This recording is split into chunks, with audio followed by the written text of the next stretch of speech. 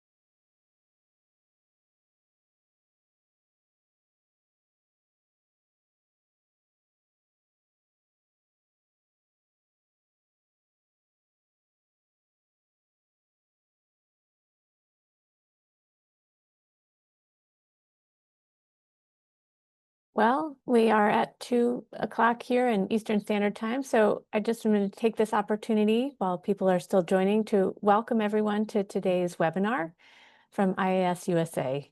So we have a really fantastic program on clinical considerations for women with HIV during menopause. I'm Eileen Scully. I'm an associate professor at Johns Hopkins, and I'm really pleased to be here to moderate today's session with the presenter, Dr. Sara Looby, who I'll introduce in a few slides.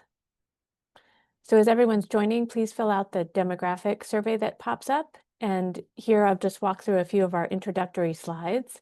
So this is the content on the web board and their disclosures for the members of that board. Next here, the disclosures for the speakers, moderators, and planners today, none of which had any financial relationships with ineligible companies. Here now, this is critical for continuing education credits. This is the designation across the different categories, and we'll provide information at the end of the webinar on how to actually claim those credit at that time. And this presentation is supported by several companies who had no input into the content of what will be presented by Dr. Looby.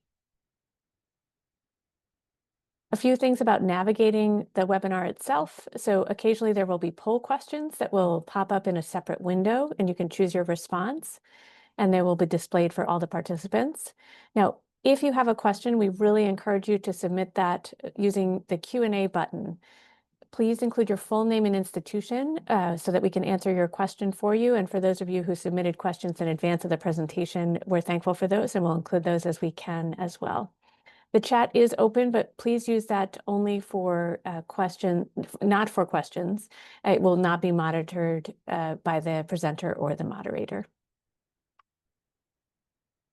Okay, now, so we can get into the reason why you're all here. It is my great pleasure to introduce Dr. Sara Looby. She is a clinical nurse and a PhD researcher in the metabolism unit at Massachusetts General Hospital, and where she works specifically on cardiometabolic risk factors and managing that in people across the spectrum of life. We are very fortunate within the community of people who work in HIV that she also has dedicated a substantial portion of her research interest to people living with HIV specifically. And I've had the pleasure of learning from her and working from her on several occasions, and she's got an amazingly clear way of synthesizing complex data. So I can really think of no one better to take us through this topic today. And so welcome, Dr. Looby. I will turn it over to you. Thank you very much, Dr. Scully. Thank you for the kind introduction. Can everybody see my slides okay? Great. Thank you for the opportunity for me to present today as well. It's really a true honor, and I'm excited to share my knowledge and current state of the science on this topic, clinical considerations for women with HIV during menopause.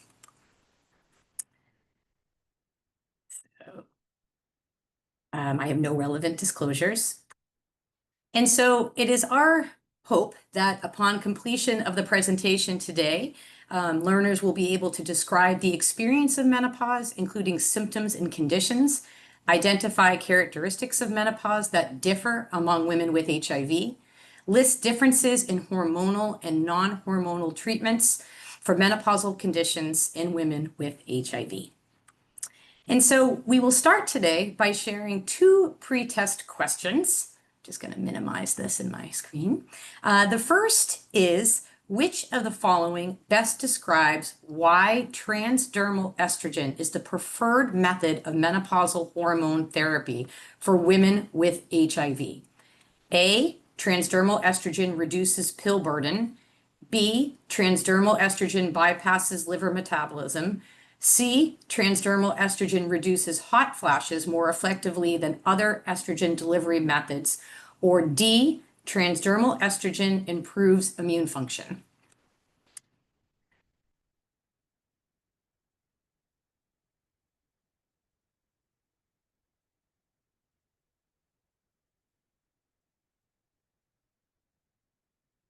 Okay, we'll move to question 2. So question 2 is, which of the following drug classes includes medications that may improve menopausal hot flashes? A, diuretics, B, statins, C, selective serotonin reuptake inhibitors, or D, monoamine oxidase inhibitors.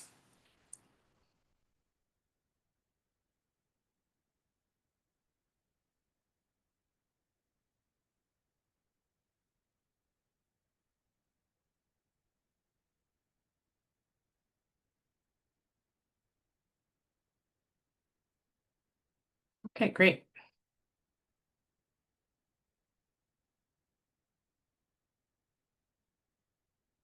Okay, now getting on with the presentation.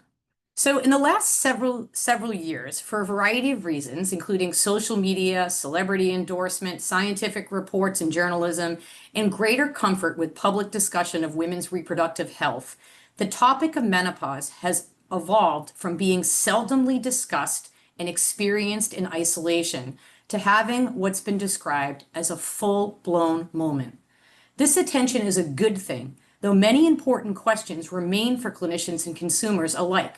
For example, what exactly is menopause and how is it experienced across different illness populations? And today, of course, we're going to discuss this topic among women with HIV.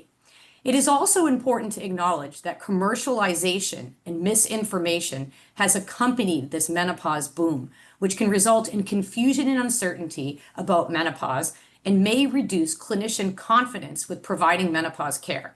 So I'll draw your attention to this article in the lower right-hand corner, written by Dr. Nanette Santoro, who is an expert medicine physician. And this was published in acog.org, which is the American College of Obstetrics and Gynecology. And it's an incredibly helpful guide to help both you and your patients identify misinformation about menopause.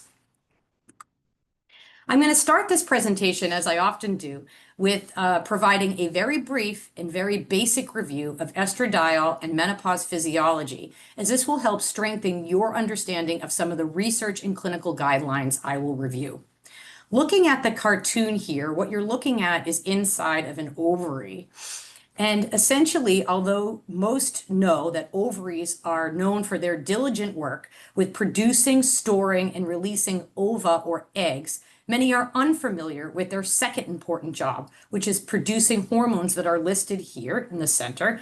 And particularly, I'd like to highlight estradiol, or E2, which is also produced in the ovaries, and specifically the granulosa cells. E2, or estradiol, is essential for regulating the menstrual cycle, for breast development, our neurologic system, skeletal muscle or bone, vascular system, and many other systems. Estradiol is the most potent and abundant estrogen during all of women's reproductive health years.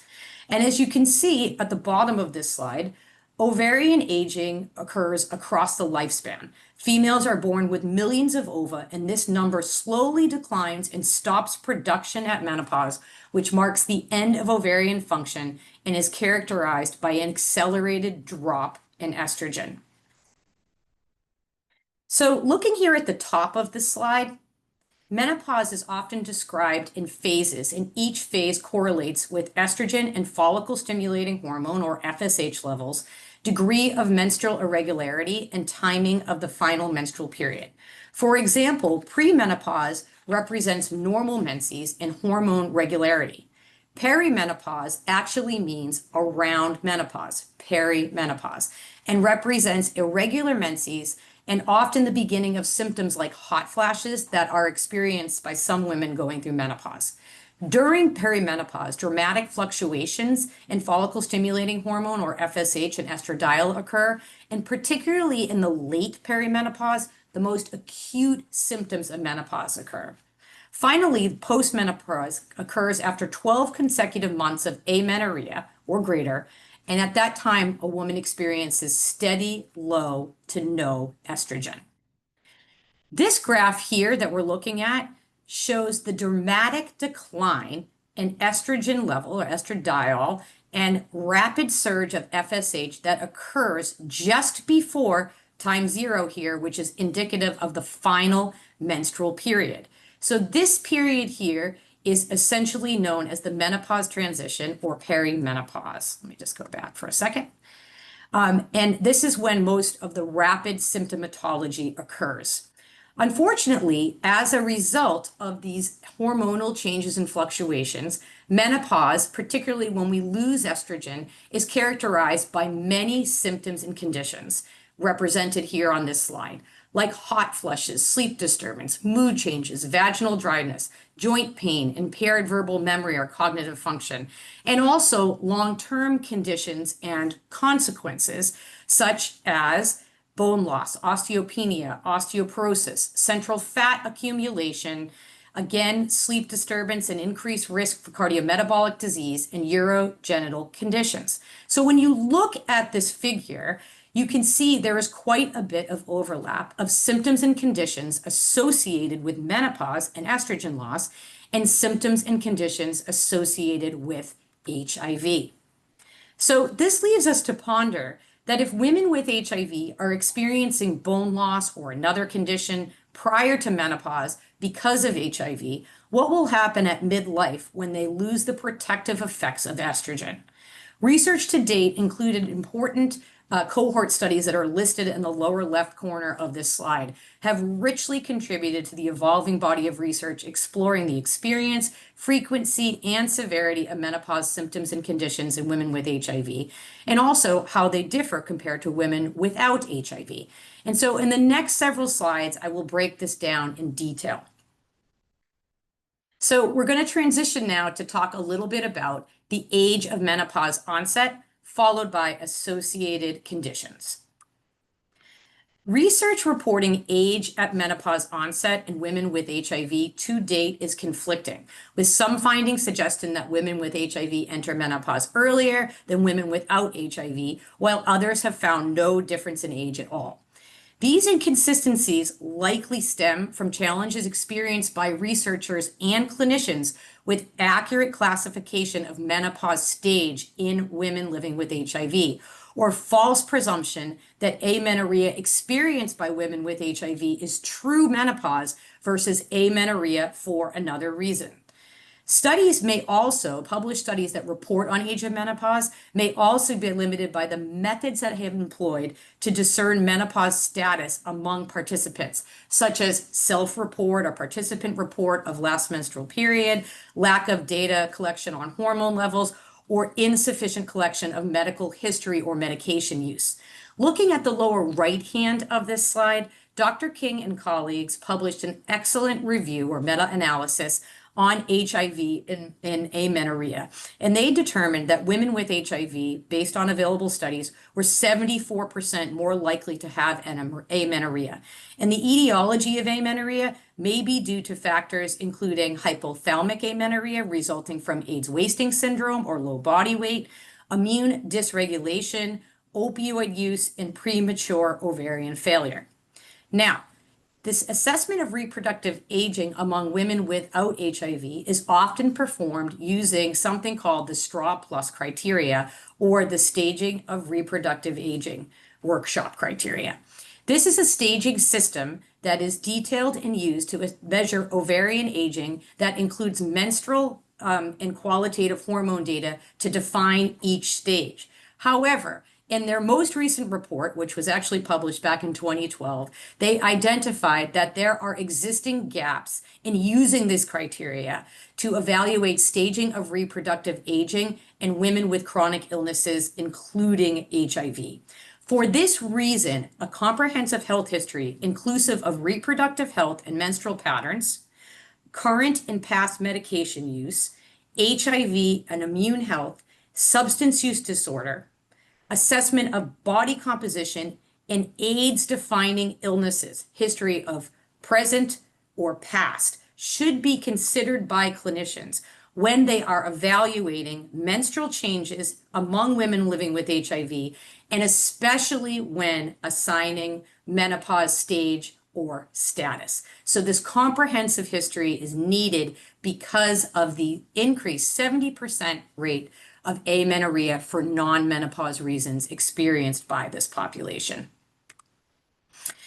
Aside from amenorrhea, other studies have evaluated the relationship between HIV, its associated factors, and ovarian aging, and some conflicting data and studies and findings have been observed.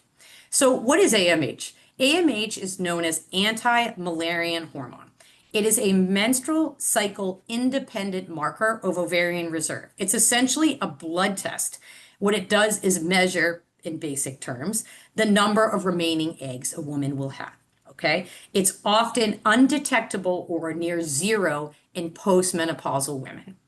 So in studies that have been done looking at AMH as a measure of ovarian reserve, studies have been conflicted to say whether women enter menopause earlier using this marker compared to women without. However, an important study displayed in this figure here on the right-hand side among the WISE cohort determined that in women with HIV, age-adjusted AMH levels were 16% lower in women with undetectable HIV viremia and 26% lower in those with detectable HIV viremia relative to women without HIV. So this suggests a potential relationship between markers of HIV viremia, presence of that, and reduced ovarian reserve, though more research is needed. So taken together, if it is found that women living with HIV do enter menopause earlier, this has important implications for the timing and assessment and treatment of menopause symptoms and conditions, and also, as I'll discuss towards the end of this publication, important implications for treating existing cardiometabolic complications that may occur during the premenopause phase and get worse once women enter and progress through the menopause transition. So in the context of mood, we're going to transition now to conditions, by the way.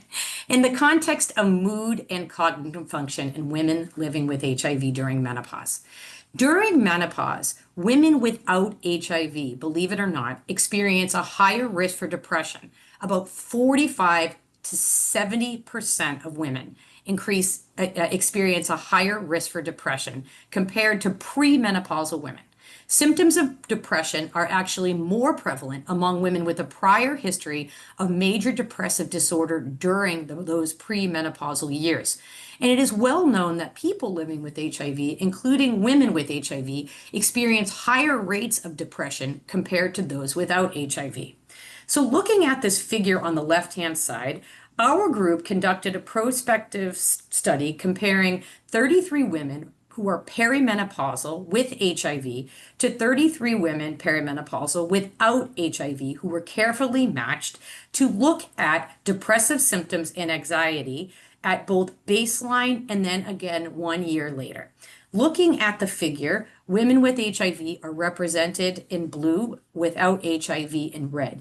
And you can see that women with HIV had significantly higher CESD, which measures a scale that is used to measure depressive symptoms, scores, and GAD-7 scores, Generalized Anxiety Diagnostic Score 7.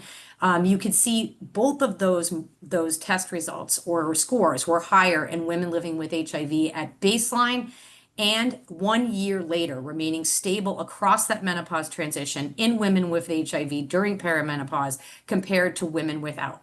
The baseline findings remain significant controlling for factors including smoking, substance use, and antidepressant use, and significant relationships of depressive symptoms with anxiety and hot flash severity were also observed. So again, another example of a condition that warrants clinical assessment early before women and during women, during the menopause transition for women living with HIV. We all are aware that cognitive function declines or is worse in people with HIV, including women with HIV. And during menopause transition, among women without HIV, cognitive function also declines. Dr. Pauline Mackey has done some exceptional work in this area. One of her studies where she evaluated this in the WISE cohort, she looked at cognitive function across menopause stages among women with and without HIV. And she found that menopause stage determined cognitive performance independent of age, and that declines in learning, memory, and attention span occurred across all stages of the menopause.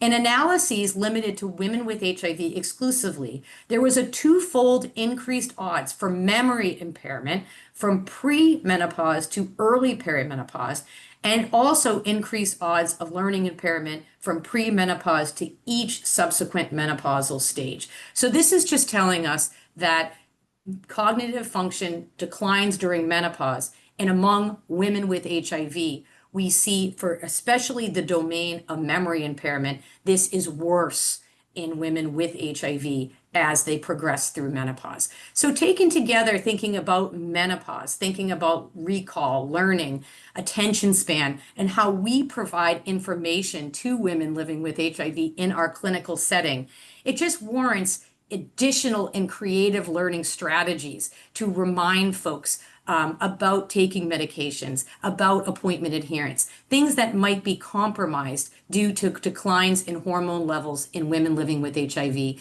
during this midlife period. So we're going to break down some fast facts for other specific conditions associated with menopause among women living with HIV.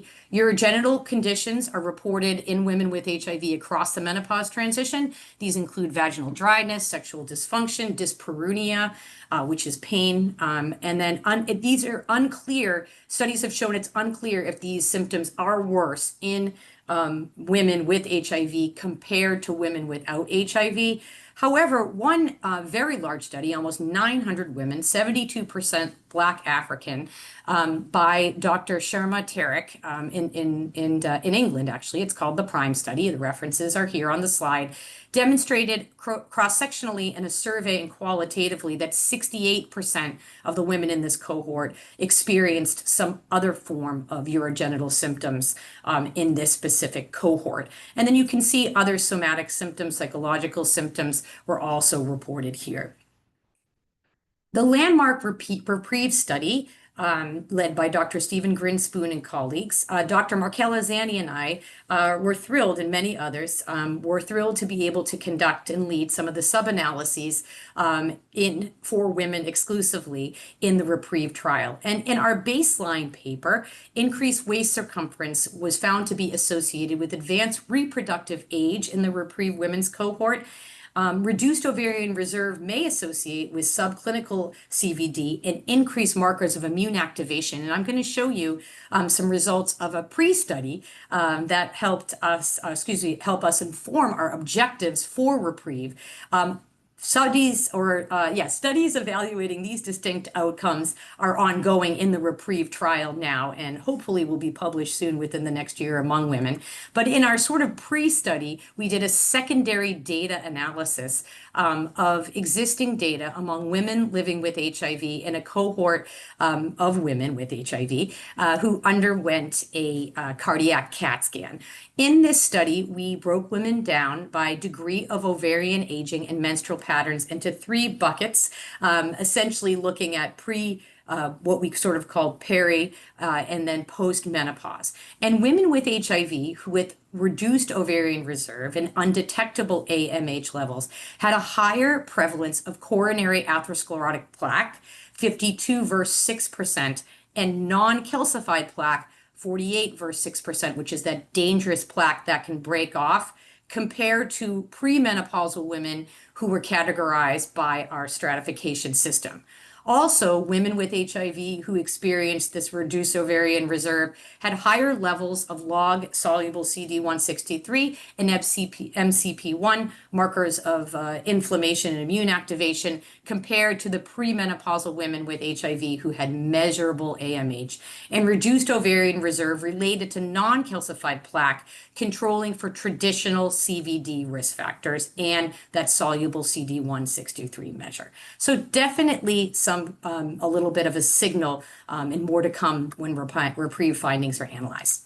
And then lastly, women with HIV are at increased risk for osteopenia and osteoporosis related to HIV-related factors and have a higher prevalence of both of these things, osteopenia and osteoporosis, during the menopause transition compared to women without HIV and premenopausal women because of the loss of the protective effects of estrogen.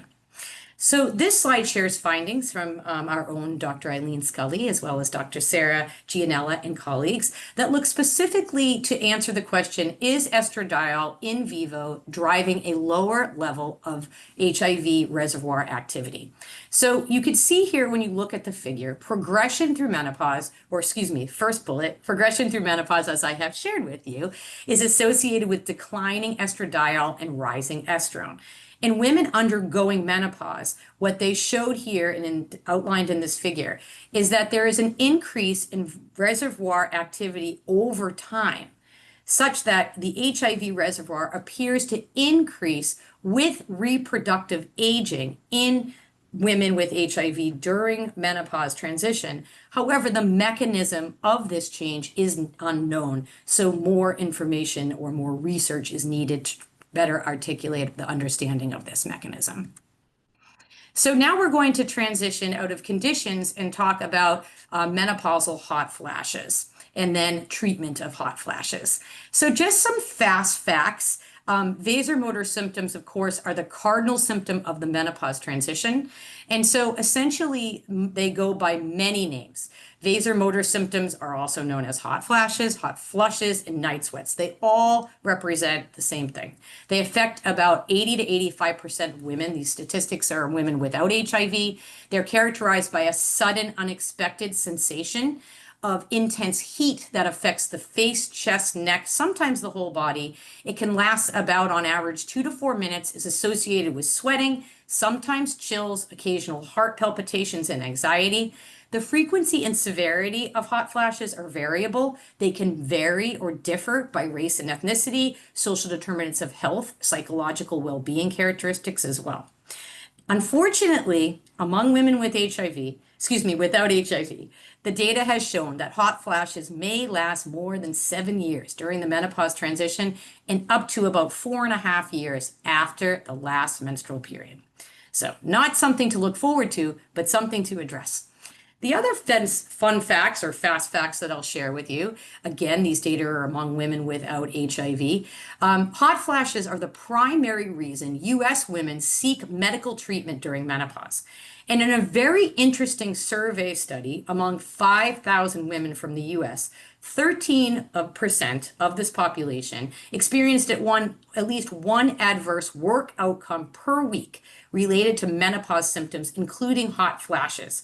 And about 11% reported missing work in the prior 12 months, a median of 3 days, because of a menopause symptom, including hot flashes. And those who conducted the study determined that based on work days lost due to these menopause symptoms, they estimated an annual loss of about 1.8 billion US dollars. That's pretty profound. Hot flashes have been shown to negatively impact sleep, mood, sexual health, cognitive function, and overall quality of life. And research suggests that having a high body mass index and cigarette smoking are risk factors for having hot flashes. So look at that last bullet and think about our population of women living with HIV that often experience a higher proportion of body composition changes and higher prevalence of smoking rates. So I'm now going to dive into breaking down and providing a basic pathophysiology of hot flashes. And this is because it will help you better understand the treatments that are currently FDA approved or investigational at this point. So I want you to focus your attention on the center of this slide. There are three thermoregulatory centers in our body: the body core, the brain, comprising the central nervous system, and specifically the hypothalamus, and then our peripheral vascular system.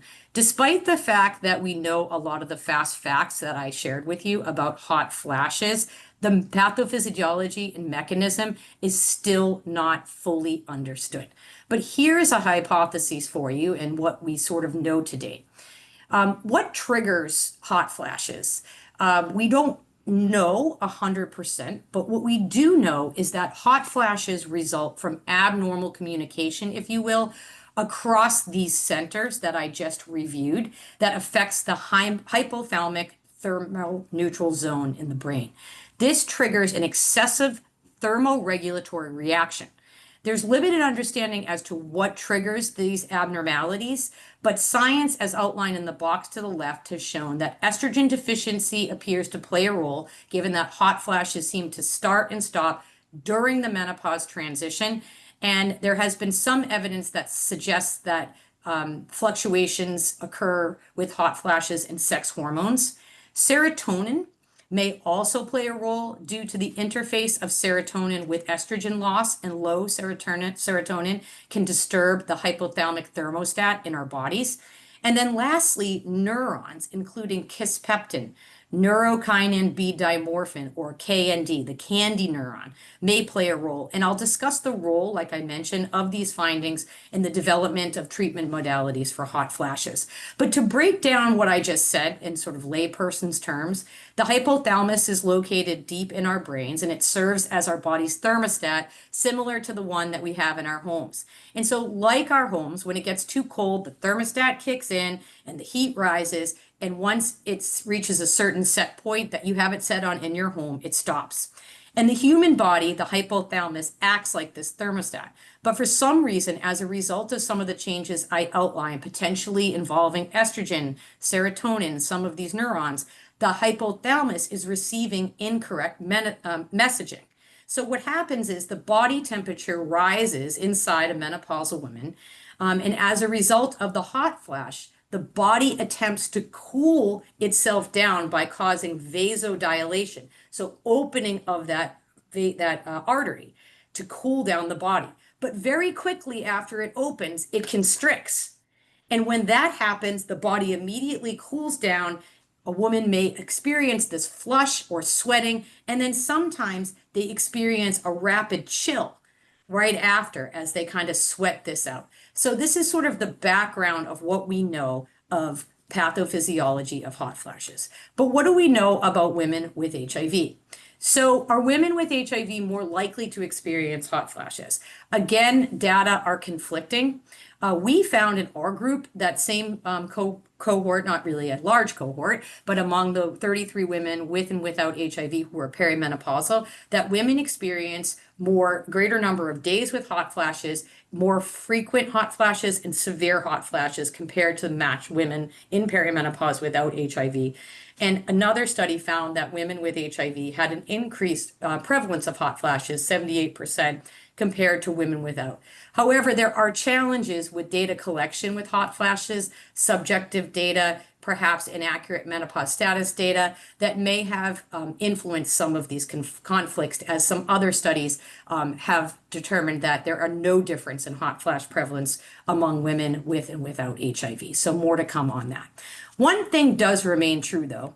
Women with HIV have a very difficult time interpreting or disentangling whether a hot flash is related to menopause or whether it's a symptom of HIV.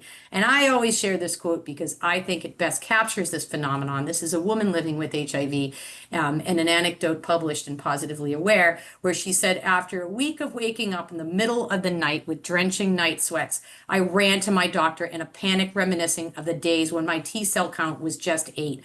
I knew something major was wrong with me. So that just reminds you and highlights the knowledge deficit of women living with HIV, understanding and being able to differentiate what menopause is and how this could truly be related to hot flashes and menopause versus a low CD4 count. So it just talks about how more conversations need to be had and education need to be had in this context. We also, among that cohort of 33 and 33 with and without HIV, measured differences in scores from an actual evaluation that's called the Hot Flash Related Daily Interference Scale that looks at the impact of hot flashes on activities of daily living listed here on this slide. We found an overall quality of life also. We found that women with HIV reported interference that was 6 times greater of their hot flashes with these activities, including overall quality of life. But a relationship between CD4 count or duration of HIV was not found in this analysis. Looking at characteristics associated with hot flashes in women with HIV, we saw that hot flashes tend to be the most severely experienced somatic symptom of hot flashes in that PRIME study. And other studies, they have associated hot flashes or increased hot flash severity with reduced adherence to both antiretroviral therapy, as well as another study that found reduced adherence to HIV clinical appointments. So that's highly relevant. Also increased hot flash severity or frequency associated with specific domains of neurocognitive function, including attention and processing speed. And then persistent hot flashes in women with HIV predicted elevated depressive symptoms in a study done by Dr. Pauline Mackey, again, in the WISE cohort. So again, downstream negativity or complications associated with hot flashes that warrant attention. This is a very interesting study. This was again, a smaller analysis done by Dr. Mabel Toribio and Dr. Mihail Zani and others from our group that essentially looked at the relationship between hot flashes, specific domains of hot flashes, which I'll describe in a second, and subclinical cardiovascular disease risk indices. And so when they looked at a cohort of 42 women and among women with HIV, N equals 23 or 23 women, they found that among all participants and the 23 women with HIV, but not among women without HIV, women who had greater than 1 hot flash per day had higher levels of soluble CD14 compared to women with less than or equal to 1 hot flash per day. So suggesting that hot flash frequency may relate to soluble CD14. And then among women with HIV, years since onset of hot flashes related directly to increased intraMyocardial steatosis in decreased diastolic function. This was measured by an MRI spectroscopy. So this is an early sort of flash, no pun intended, to suggest there may be a relationship between hot flash frequency and duration by years with subclinical cardiovascular disease. And there actually are some studies among women without HIV who have been able to establish associations between increased hot flash frequency and severity in subclinical cardiovascular disease measured by carotid intermediate thickness. So more to come, very interesting hypothesis generating data. So taken together, talking about the treatment of hot flashes, the treatment is based on a person's tolerance of symptoms, health history, risk factors, and personal preferences. One of my favorite resources to use, sort of the word of truth, is the Menopause Society. That's at the Menopause Society or menopause.org. We do not have specific guidelines for the management of menopause in women with HIV yet, but I am a member of this society and I'm making headway. And so soon we're hoping to have more sort of designated distinct information for women without HIV, with HIV. But in the absence of this information, this really is the resource of truth that has patient and clinician facing information, even for non-members.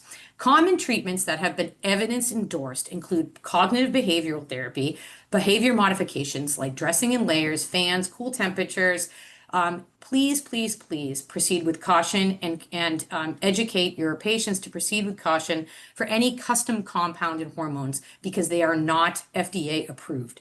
More education is needed for both clinicians and women with HIV. We need to learn from our patients what they're experiencing for their hot flashes, what may work, and then also education for clinicians to give the best advice to help care. And now I'm going to break down some of the non-hormonal medications that are approved and under investigation, including selective serotonin reuptake inhibitors, the SSRIs, the SNRIs, gabapentinoids, and a relatively new medication, the neurokinin 3 receptor antagonist.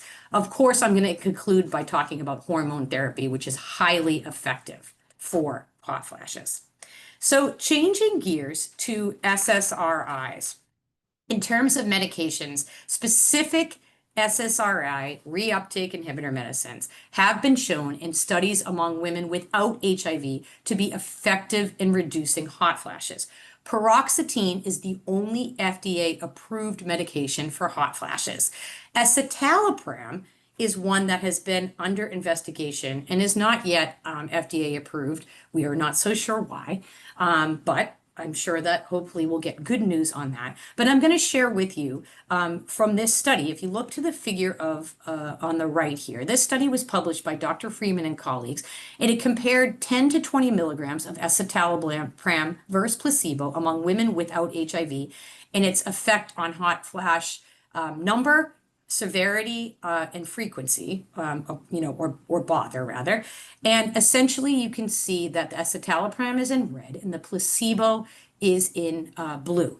And what they were able to find is that using the escitalopram significantly reduced number of hot flashes per day, hot flash severity, and hot flash bother compared to placebo. And this, when stopped at the 8-week period, you can see that those not taking the medication anymore, including those on the placebo who never were on the medication, had a slow uptrend back to worse hot flash bother severity and frequency. So this suggests that the medications in the category of the SSRI, paroxetine being the one that is FDA approved, escitalopram has been prescribed off-label, are effective in some women who are not able to use hormone therapy at reducing hot flashes. They're generally well tolerated and may have benefit on mood symptoms. The next medication that I'm going to talk about is fezolinetant. So we know that, as I mentioned before, that declining estrogen levels during the menopause alters that NK3 receptor, leading to hypertrophy of the KNDY, or that KNDy neuron, which in turn can regulate our thermoregulatory section of our brain, right? Center of our brain. So fezolinetant is rare because it's an NK3 receptor antagonist, okay? It actually blocks the binding of NKB to discrete neurons to help restore normal sensitivity and normalcy to the thermoregulatory center of the hypothalamus. So this is a mouse model, and they tested it in the tails. So when you see here, it always makes me laugh, but I don't really like mice, but this is kind of interesting. So this is a mouse having a hot flash right here, and that's not blocked. But when given the fezolinetant that blocks the NKB, you can see this essential cooling because it works by binding to and blocking the activities of the NK3 receptor, which plays a role, again, in body temperature. It's given in pill form. It's approved for use in moderate to severe hot flashes, and it is the first of its kind in this drug category. So I'm just going to have you focus. I know this might be difficult to see, but this is findings from a phase 3 randomized control study that was known as Skylight 1 that compared placebo to fezolinetant giving at both 30 and 45 milligrams taken once a day to see if it could improve hot flash frequency and then hot flash severity.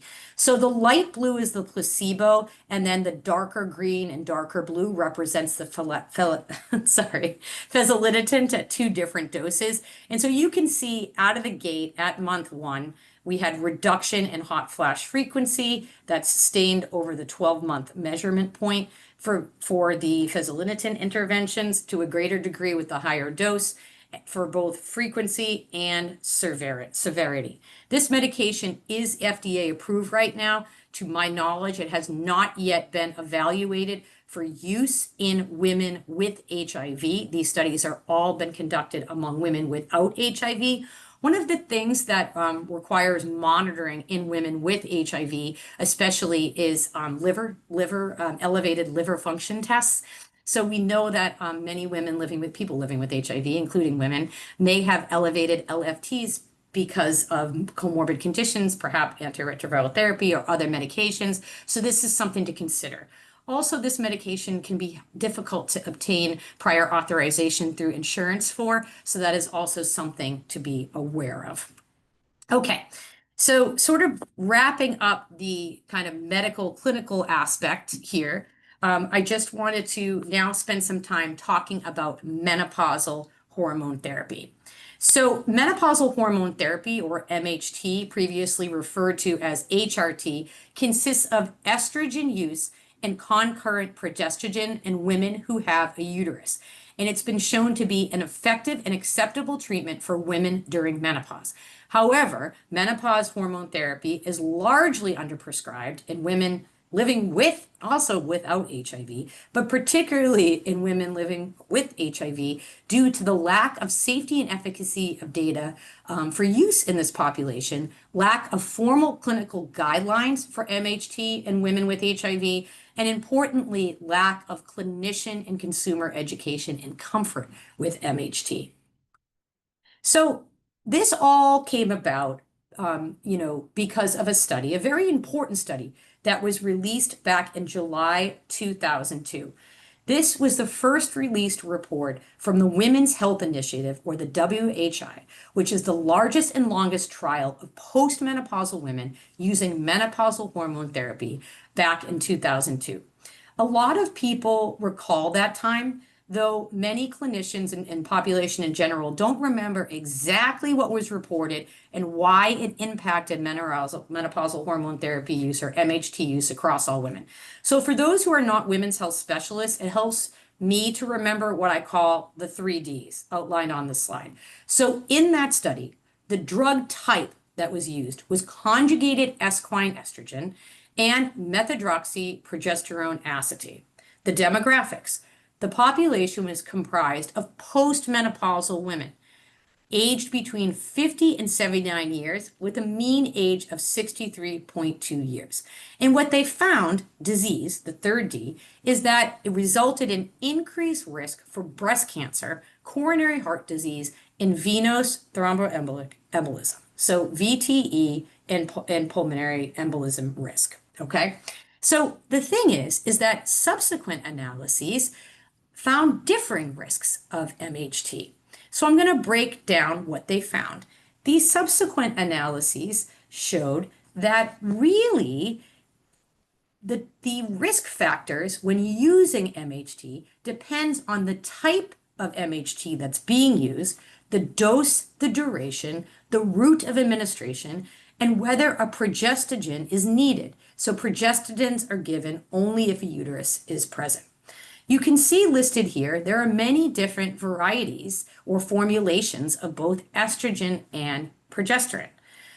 Treatment should be individualized based on a woman's health history and risk factors, okay? We know that there are contraindications that are for the use of MHT, and that means known history or suspected history of breast cancer or endometrial cancer, recent DVT or pulmonary embolism, history of a TIA or stroke, uncontrolled hypertension, and severe liver disease. Again, this is all for women without HIV. One of the most important findings that came out of this study in the context of the subsequent analyses is timing, the role that timing of MHT initiation occurs. And that distinctly means how old the woman is when she's starting it and how long they have been in menopause, okay? So in terms of the clinical management with using menopausal hormone therapy, among women without HIV, MHT is an acceptable option for treating moderate to severe menopausal symptoms in women below the age of 60. Below the age of 60, because remember, the mean age of that original Weiss report was 63.2, or within 10 years of menopause onset and generally healthy. This slide shares with you the FDA-approved indications for MHT use for women without HIV. It is not FDA approved, though may be beneficial for cognition, mood, weight, and cardiovascular health. In the context of coronary artery disease, we have learned that there is a greater risk for coronary heart disease if MHT is initiated further from menopause. So greater than 10 years of menopause onset, or in women aged 60 years, older than 60 years. So that is when we see that higher risk for VTE, stroke, and some of the other cardiovascular conditions in women who are starting it over the age of 60. Evidence from the WHI, these subsequent analyses, showed that among women aged 50 to 59 years in the estrogen therapy only arm, so without concurrent progesterone, had more favorable all-cause mortality and fewer MIs. Heart attack risk increased during the first year of EPT treatment, so that's estrogen progesterone therapy in older women, and use of MHT within 10 years of onset of menopause was associated with a lower CHD or coronary heart disease risk. In the context of breast cancer, the effect of menopausal hormone therapy on breast cancer risk can be conflicting and complex, but analyses have shown that the attributed risk of breast cancer in the WHI in women who had the mean age of about 63.2, randomized to the combination hormone therapy, is less than one additional case of breast cancer diagnosed per 1,000 users annually. So it was very rare, even in that large 2002 publication. And essentially, rephrased in reanalyses in women aged 50 to 59 years using combined MHT for 5 years, you can say that there were about 8 extra cases of breast cancer per 1,000 women. And for estrogen-only MHT, the increase is smaller or not seen in some studies. So very low risk. But that being said, it's an individualized choice, and the effect of MHT on breast cancer risk may depend on the factors outlined here: regimen, route, prior exposure, individual health history, type, dose, duration of use, or use of estrogen therapy alone. Talking about body composition and weight, an accelerated increase in fat mass and concurrent loss of lean mass occurs in the late peri and early postmenopause. In fact, what we see here in this, again, published among women without HIV, by Greendale and colleagues, and the references here, JCI Insight. This green line marks the zero, the last menstrual period, okay? So you can see right before that last menstrual period, a 3.6% cumulative rise in fat mass and about a 1.6% reduction in lean mass over the 3.5-year menopause in the, measurement period in this particular study. This basically is showing you what many women feel. Like their absolute weight might not change, their BMI might not change, but they cannot button their pants. They're gaining fat, they're gaining it in the center of their abdomen.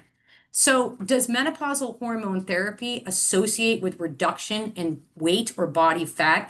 There have not been definitive results. Some suggest it may be, but these studies might be limited by body composition measurements and MH type used. The WHI did not detect an impact of MHT on fat mass or weight in their sub-analyses. In the context of HIV, Dr. Rebecca Abelman published a really interesting study in which she demonstrated among women with HIV, switching to an INSTI-based regimen during the late perimenopause and postmenopause was associated with faster increases in waist circumference when compared to women who did not switch. Menopausal status, again, then should be considered in women with HIV when thinking about potentially switching to an INSTI-based regimen. Of interest to this group, this was published by Dr. King and colleagues out of Canada in the Lancet. It shows drug interactions between MHT and different ART agents or categories.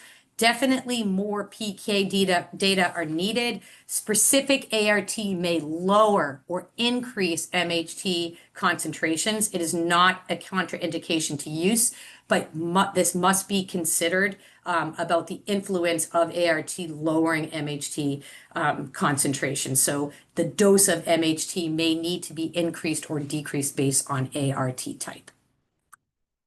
So in sum, basically, I've shared with you all the bullets on this slide, which shows that menopausal hormone therapy would actually be a really great idea for women with HIV because of all of these increased risk factors. However, even though it's considered the most effective, many smaller and important qualitative retrospective analyses and reviews has suggested the need for this data so that we can safely and confidently prescribe this medicine. It is underutilized, but more evidence is needed. There's many gaps. But the good news is, thanks to funding from NIAID and also the ACTG, or Advancing Clinical Therapeutics Globally group, Dr. Sara and Dr. Michael Yin, along with several team members, including myself, Dr. Markella Zani, Dr. Eileen Scully, and many others. It's an amazing team. We'll launch in hopefully February 2025, the first study on menopausal hormone therapy in women with HIV known as HOT. The primary objective is to determine the effects of menopausal hormone therapy using an estradiol gel transdermal because the gel is safest method of delivery. It reduces that, bypasses the liver to reduce systemic effects on vasomotor symptoms in women with HIV in the late menopause transition and early postmenopause. As you can see on this slide, we also have multiple secondary and exploratory objectives. This is a phase 4 double-blind randomized control study looking at MHT versus placebo. It will last about 17 weeks. We anticipate about 105 women with HIV between the ages of 40 to 60, again in the late early post-menopause transition with moderate to severe vasomotor symptoms will be randomized as shown here. Estradiol gel and micronized progesterone will be used depending upon presence of a uterus. And it's important to note in the lower left corner in blue that there are comprehensive measures and monitoring that will be employed to ensure safety. Select study procedures are outlined here. We're really going to be able to capture a lot of important data to present. So taking all of this information into consideration for comprehensive clinical management, number one, promoting engagement in HIV care. We talked about mental health, mood, making sure we're recognizing histories of trauma, substance use disorder, and distinct social determinants of health that may influence the menopause transition, symptoms, access to medications. Looking at genitourinary symptoms, low-dose vaginal estrogen is not systemic. Very minimal systemic absorption and can be used safely for women who have vaginal dryness, dyspareunia, chronic UTIs based on an individual basis. But this is a non-systemic form of hormone treatment to treat genitourinary symptoms. In the presence or lack of official guidelines, we do not have guidelines for the use of menopause hormone therapy for women with HIV in the US. In the European guidelines, some South African guidelines, there are recommendations. But the HOT study, we are hoping, will generate very rich prospective data to inform these guidelines. But because I have shared with you today that there is a lot of overlap between the symptoms and conditions associated with menopause and the symptoms and conditions associated with HIV. Preventative health assessments and treatment of comorbidities that have potential to worsen during this menopause transition and in the postmenopause in women with HIV is essential.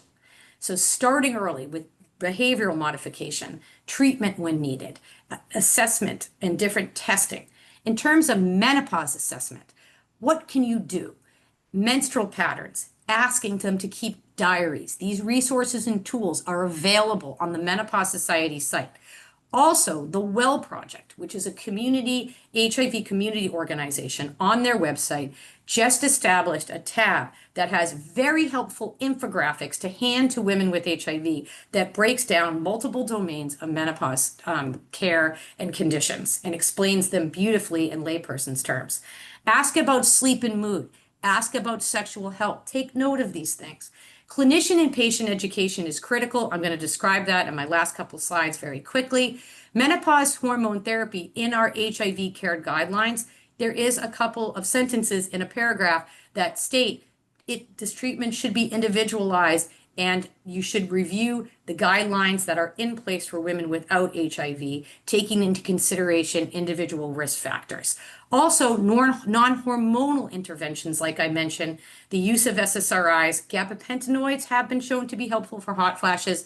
We don't have data yet on that fezolinetant. So lastly, I will wrap in the last 2 minutes. To kind of fill that gap in clinician education, I am thrilled to share that Sara Barris and I received funding from the NIH, the National Library of Medicine, and the Office of Women's Health Research to create something we are actually called, the grant is called Empower, Embracing Midlife and Menopause Positively, offerings by women with HIV. Again, it's to address that menopause knowledge deficit among clinicians. This is distinctly for clinicians providing menopause and midlife health care to women with HIV. So our goal is to develop a virtual education webinar program in partnership with women with HIV to help empower clinicians caring for this group to strengthen clinician knowledge and confidence with delivering menopause care, expand expertise and care for women with HIV across all menopause providers, improve quality of life among women with HIV, and inform future research. So we have completed year 1. We essentially have recruited women with HIV from 10 HIV community organizations across the US, partnering with US-based HIV community organizations to create a video that will be shared in collaboration with didactic presentations from menopause and HIV experts to create a unique integrated approach tailored to educate clinicians using the unique lived experience and science and clinical evidence. These webinars will be launched, we're hoping, we're working on curriculum development now, in mid to late 2026. Our website will be launched with our initial video, probably right around the new year. This is our program flow, and we will be disseminating the website. It will be available publicly to everyone who's interested in learning on the resources shared here. So I'd like to thank everybody in my remaining time, particularly communities of people with HIV who have helped inform a lot of our work, obviously. My colleagues in my research studies, as well here at the MGH Metabolism Unit. And we will go back to those post-test questions, which I think we had a lot of folks who might have listened to some of these presentations before. But question number 1, or I need to come up with harder questions. I got to work on that. Which of the following best describes why transdermal estrogen is the preferred method of menopausal hormone therapy for women with HIV? A, I'm not going to read all of these. B, C, or D?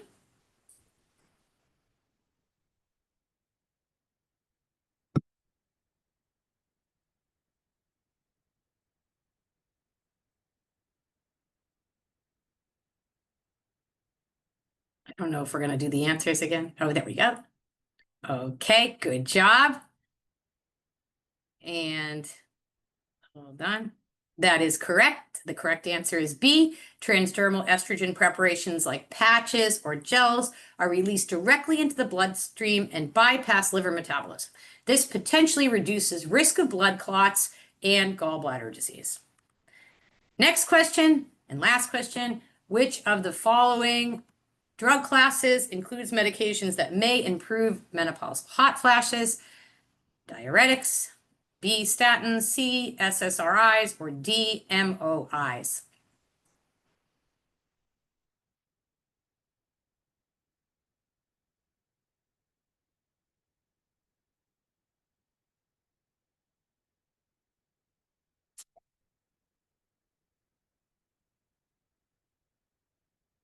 Okay, great. I mean, almost everyone got that right. And that is correct. The answer is C. Certain SSRIs, as I shared, like paroxetine, are US FDA approved for reducing menopausal hot flash frequency and severity. So with that, concludes my presentation. We can open it up to questions. I thank you all very much for your attention today. I'm going to stop sharing, and I'm happy to answer any questions today or separately on email. Well, thank you so much, Dr. Looby. That was really a fantastic presentation. So I will start off with one of the questions that we received at the beginning, just to give you a chance to circle back to this. So a lot of people were looking for a one-stop shopping source. And if you could just tell us again where the best place to go for summary information and that is highly reliable.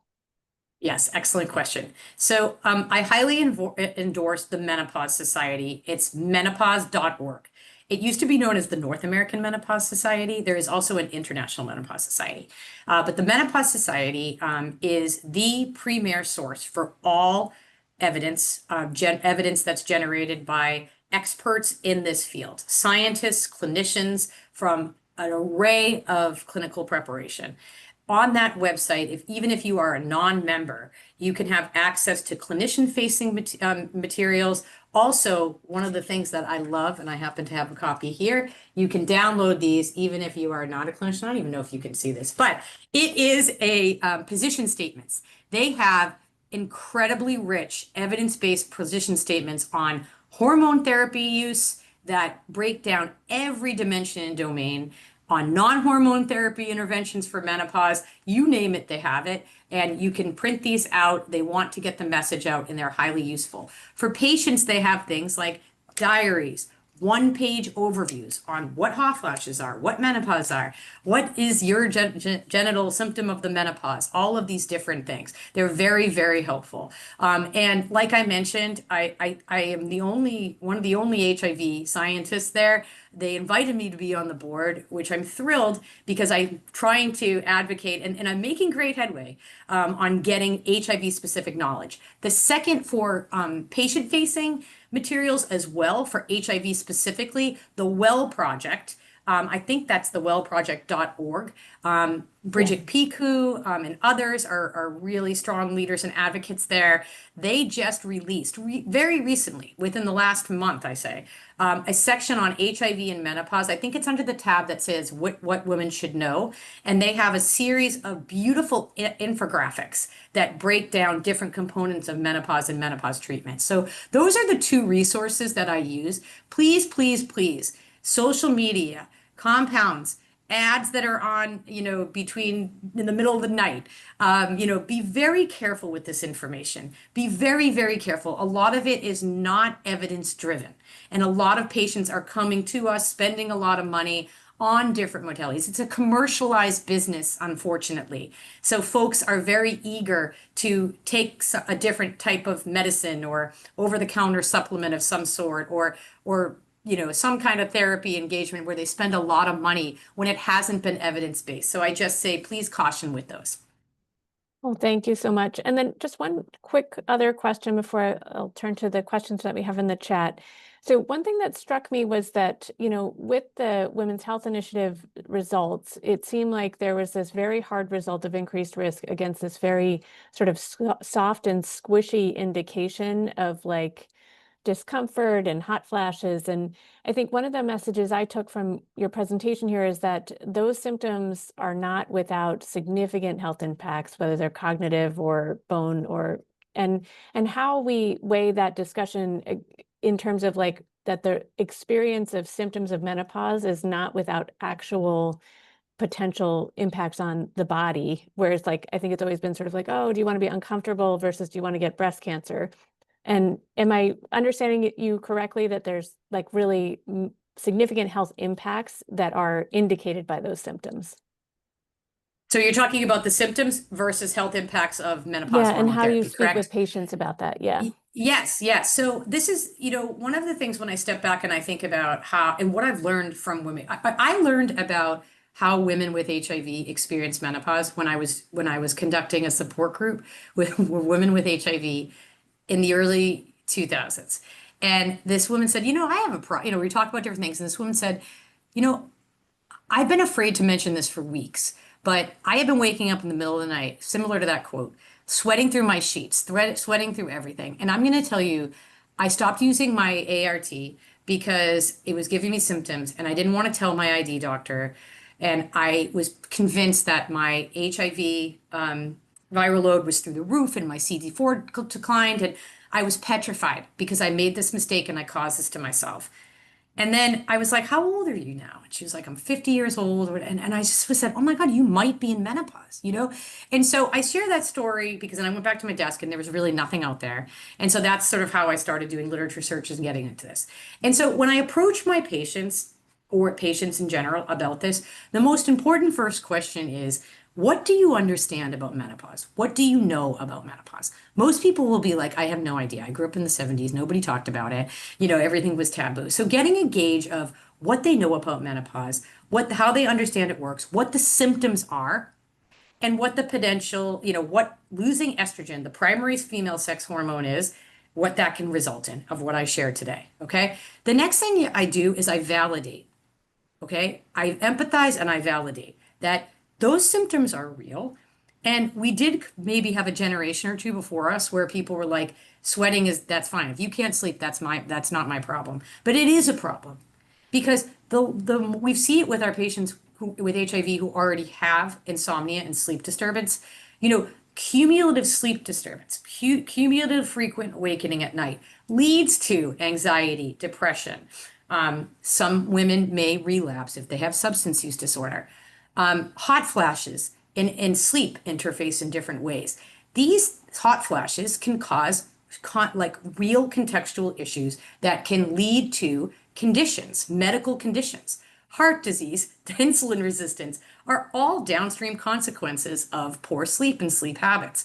Bone density, heart disease, stress reduction. There's a lot of interface. So I first understand, I empathize, validate that these are true medical conditions and true symptoms. I then ask a patient, what are their goals? What are their goals? What do they want improved? Out of all the things you're experiencing, what is the best thing we can fix for you right now? And let me tell you what the options are for that. Okay. And then we say, let me look at your individualized medical history, what medicines you're on, etc. You know what? You're telling me, let's start a hot flash diary. Write down for 1 week. You can type it, you can gateway it, you can do whatever. How many hot flashes you've had a day for 24-hour period on a scale of 1 to 3 or 1 to 5. How severe are they? And then send that back to me. And then I look at that. And if they seem like they're having, many every day, very high severity, you might say, based on what I'm reading individually here in your health history, you're a candidate for menopausal hormone therapy. The next discussion, and I'm almost done, the next discussion would say, well, I heard that's really bad, right? And then you'd be like, well, let me share with you what we know. And then you can step back and share with them that, yes, in 2002, a study that came out, said it was really bad. But sub-analyses have shown that this actually is relatively safe for you. And again, it depends on the individual person's age, menopause onset, etc. And if they're not able to take that, then you can discuss an SSRI, you can discuss another intervention. So it's really about contextualizing everything. And for women with HIV, last thing is adding that extra layer. We're already treating you with the statin for your cardiovascular disease. We know that estrogen loss leads to increased cardiovascular risk. This may have an additional protective effect and also help your hot flashes. Things like that. Great. So a few quick questions from the chat. We have one from Sara Loloff at St. Vincent Hospital, who was wondering if there's any data about reversal of cognitive impairment or decline speed in postmenopausal women with estrogen therapy or other menopausal hormone therapy. Yes, this is a really great question. So the Menopause Society meeting is actually coming up next week. And Dr. Pauline Mackey, she's at University of UIC. Chicago, Illinois, Chicago. Anyway, she has done several studies that have looked at cognition and menopausal hormone therapy. There have been conflicting results, but in her most recent abstract that she reported, and I'm hoping we're going to learn more about, it did suggest that there is an estrogen component to improving cognition in menopausal women. Again, this is without HIV. And again, it's not consistent across all women, but I do encourage you to look at her work. So that's Dr. Pauline Mackey and her colleague, Dr. Rebecca Thurston, Thurston, has also done a lot of amazing work in this realm. But that is something that I believe is going to be a plenary session next week. And so there might be headlines. We might get more information out about that, but definitely search their work. Great. And then we have some questions from a Canadian family physician who was wondering about the use of progesterone in women without uteri, with an experience of observing some benefits from that. And then also question about what to do in women with an IUD. Yes, these are both really great questions. So the progesterone question, I don't have a lot of experience with, so I can't answer that question confidently.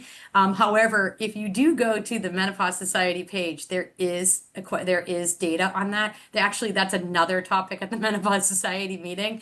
I have an entire plenary on that. And in terms of the use of an IUD, there's a couple of things that you have to consider. First off, in women who have an IUD who have no more periods at all, it's very difficult to ascertain whether they or not they are in true menopause. So in a woman who is using an IUD, you have to look at many factors: how old they are, how long so their age. Also, if they are experiencing any symptoms of menopause, like hot flashes, non-menstrual irregularity, obviously, if they are amenorrheic, you want to make sure that, they are somebody who is not interested in getting pregnant if they're going to be a candidate for hormone replacement therapy. So looking at their age, looking at their whether or not they have any concurrent menopause symptoms. Then if they have an IUD, what you can do is, and they're a certain age, you can obtain some hormone levels like an estradiol or an FSH kind of randomly to see if that shows any blur or effect. I mean, this is if they're having a non-hormonal IUD, obviously. And if they have an intact uterus, if they, basically you have to, I'm trying to say in a very complex way, you're not going to be able to assess them for menopause, but based on menses alone. So you may have to do an AMH level. You may have to see if they have hot flashes. You may have to see if they'd like to pull their IUD for a period of time to see if their body will have a natural period before considering the use of hormone therapy. Perfect. Well, in the interest of time, I'm going to have our completion slides put up here. I think there's one other question in the Q&A maybe we can answer online. But I'll just ask that so to start off, to claim CME credit, this is important for everybody.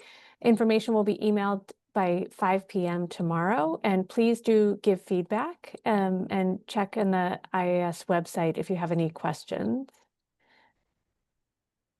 And then other things just to mention, today's webinar hopefully will make you realize all the fantastic offerings that IAS-USA has. So there's a visual guide to opportunistic infections that is now available and has AMA credits. We also have the Going Antiviral podcast with Dr. Mike Sag with an episode about syphilis. An upcoming webinar on patient adherence and engagement in care on Tuesday, October 28th with the registration information here. Another on-demand webinar for HIV care for displaced persons in the United States. And some in-person activities, including a course in Chicago in November, and a virtual course in December. And finally, one additional virtual course looking at updates in HIV medicine in emerging challenges, also in December. So thanks so much for participating to everyone, and thank you to Dr. Looby for a really fantastic presentation.